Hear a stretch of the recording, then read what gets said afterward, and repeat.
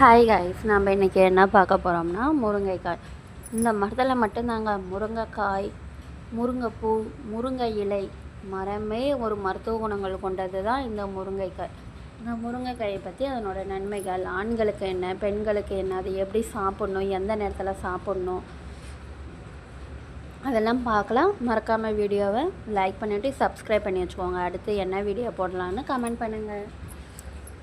முருங்கைக்காய் இரும்பு சத்து, கால்சியம், வைட்டமின் சி மற்றும் நார்ச்சத்து நிறைந்த ஒரு சூப்பர் ஃபுட் ஆகும்.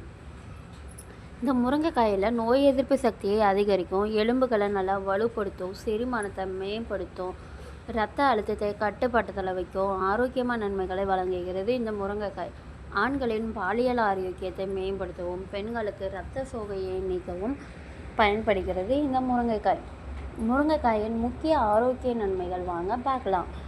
எலும்பு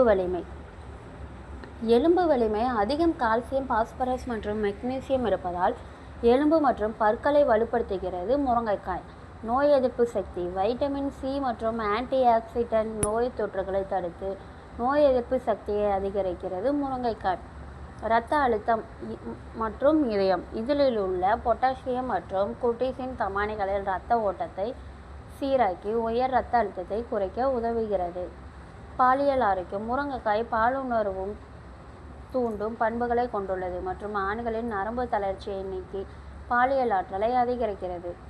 செரிமானம் மற்றும் மலச்சிக்கல், நார்ச்சத்து நிறைந்ததால் செரிமானத்தை மேம்படுத்தி மலச்சிக்கல் பிரச்சனையை சரி செய்யப்படுகிறது. முருங்கைக்காய் இரத்த சோகை நீக்கம், இரும்பு சத்து அதிகமாக உள்ளதால் ஹெமோகுளோபின் அளவை அதிகரித்து இரத்த சோகையை குணப்படுத்துகிறது. இந்த முருங்கைக்காய் சர்க்கரை நோய் கட்டுப்பாட்டை, டைப் 2 நீரிழிவு உள்ளவர்களுக்கு சர்க்கரை அளவை கட்டுப்படுத்த உதவுகிறது. முருங்கைக்காய் அதிகமாக நார்ச்சத்து கொண்டது, எனவே அளவுக்கு அதிகமாக உட்கொண்டால் வயிற்றுப்போக்கு அல்லது வாய்வு கோளாறுகள் ஏற்படலாம். முருங்கை இலைகள் யார் சாப்பிடக்கூடாது? குறைந்த எடை உள்ளவர்கள், ஒருவர் ஏற்கனவே மிகவும் மெலிந்து எடை அதிகரிக்க முயற்சித்தால் அவர்கள் முருங்கை இலைகளை சாப்பிடுவது உடலுக்கு தீங்கு விளைவிக்கலாம். குறைந்த இரத்த அழுத்தம் உள்ளவர்கள் முருங்கை இலையை சாப்பிடக்கூடாது.